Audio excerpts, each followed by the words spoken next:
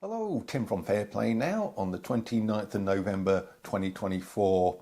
So there's a saying I've come across on my travels in and around the freedom movement over the last few years, and that is, if something comes out of nowhere and it's all of a sudden everywhere, that is a sure sign of the powers that shouldn't be at work. And what is one thing that at the moment here in the UK, especially today, is absolutely everywhere, when a short while ago it wasn't anywhere in sight? And of course, it's this whole assisted dying thing. The vote is taking place in the House of Commons today, in probably a couple of hours' time from when I'm shooting this now. And the pro lobby, the people who want this thing to be passed and to come in, their kind of propaganda seems to be absolutely everywhere. This whole pro assisted dying thing just seems to have gone from a very low state, just simmering or bubbling away under the surface, to just being absolutely everywhere. So I've got suspicions there right away, and from that you probably guessed what my particular stance is, my personal stance is on this thing, and that is absolutely not. I'm not in favour of this whatsoever. First of all, I think it could be open to abuse. Someone says they would like to end it all, they're assisted in that wish, and who's to say that that person who's now passed away actually wanted that? Were they in their right state of mind? Were they coerced at all, even in a very minor way? We've seen how easy it is to coerce and manipulate people psychologically in the last few years, haven't we? That could be very easily done with someone who someone else doesn't particularly want around anymore. So it's open to a lot of abuse, I think, and also it's thin end of the wedge as well. And it might come in with just very tight parameters initially, but that's going to be expanded over the months and years to come. We've seen this in other countries where they've got this thing in already. It starts off like on a very narrow sort of thing, and then it just gets broadened out until it just gets to a stage where pretty much anyone over the age of 70 who says they want to end it gets assisted in doing that. So again, I think we're just better off not allowing it whatsoever. And I know some people viewing this might even say, well, if you've got someone who's dying and they've got absolutely no hope, they've only got sort of 6 months to live anyway, and they're in terrible pain, terrible suffering, surely it'd be the kindest thing to do to sort of help them end it, especially if that's what they really categorically want. And I can certainly see that point of view, but there again, who's to say some miracle cure isn't out there already that could sort their condition out? And if only they found out about it, they could be sorted, maybe not totally, but at least partially, where they have got a little bit of quality of life back again. And it's the fact that a lot of these alternative things are suppressed and hidden, which again makes me suspicious.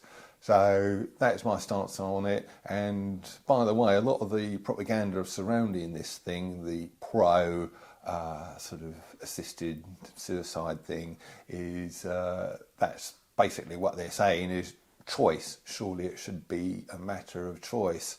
Can you think of an instance in the recent past where your personal choice over what happens to your body was taken away from you? I'm just trying to scratch my head on that one. I can't quite remember, but I think you probably know what I'm talking about.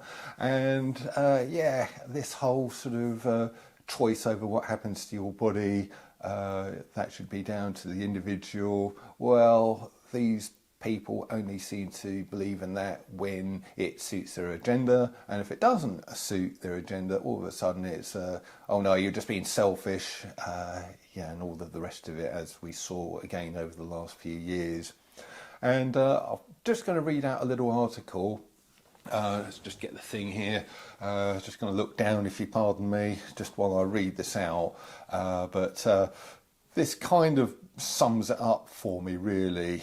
And I'm going to kind of just conclude this after I read this out with some other insights. But this is forwarded on Twitter, I think it was, from a certain Dr. Callum Miller, and that was also from the Lawyers of Light. I think he forwarded it on to Twitter from them. But this is what this thing says. Shadowy dark money behind the assisted suicide euthanasia bill connected to American global population reduction organisations. This is one of the most sinister things I've discovered. Kim Ledbetter, who sponsored this bill, is the chair of More in Common UK, incidentally not recorded on the register of MPs' interests. Interesting. More in Common has been pushing a lot of the polling in favour of assisted suicide in the media recently. This whole campaign is obviously extremely well funded. They have way more publicity than the anti-euthanasia side, e.g. seemingly hiring out half the billboards on London Underground, especially at Westminster where the tunnels are full of them. So who funds More in Common? The More in Common global website shows that they are funded by various groups. One of their primary funders is listed as the William and Flora Hewlett Foundation. This organisation has had as one of its core aims for many decades the depopulation of the planet. Since 1967 they have given nearly $500 million through their population programme. And actually what I'll do at the end of this video is I'll leave a link in the description box below to this More in Common outfit, so you know you can go and check them out for yourself. So their detailed population programme strategic plan from 2004 is somewhere on that site. Many areas of urgent need remain in reducing population growth rates. Again, this is quoted from that site. Most of this is for the developing world. Note, they are actually aiming for Asia to have below replacement fertility rates. This isn't incidental. Their brochure on the entire programme says that one of their two core aims is depopulation. So More in Common also has the European Climate Foundation as a major donor. Depopulation is an enormous part of climate activism, recall, and you've guessed, George Soros's Open Society Foundations. I don't think we need to add too much more at this point. Remember that a key argument for euthanasia historically has been the economic burden of elderly people, and now they are seen as an environmental burden too. This is why the Netherlands has been moving towards allowing euthanasia simply for people with a completed life from around 70 years old or so. And that's the end of the article. And when I say thin end of the wedge, that's how it will end up. You know, they obviously regard your life as being complete or completed when you get to 70 years old. So even though, you know, you might be perfectly fit, perfectly able to contribute to society for many more years to come. So I think when you look at these things, pretty much everything really, especially anything to do with the mainstream and their twisted sort of views and ways of operation, if you look at it all through the lens of Depop, everything comes into sharp focus right away, doesn't it? You know, things that are baffling. Well, why is this all being talked about now when for many years it hasn't been talked about? It's just been kept under the surface. And why are they saying, you know, people should have bodily choice when just a few years ago that's exactly what they weren't saying or weren't supporting? And yeah, when you look at things through the lens of depop, you know, like I say, things really do come into sharp relief pretty quick. Anyway, so this vote is going to be happening. I think it's going to be close, but I hope it doesn't get through.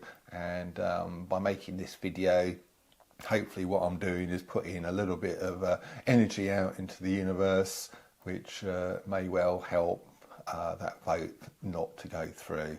So I'll leave it there. Tim from Fair Play Now. Thanks for watching.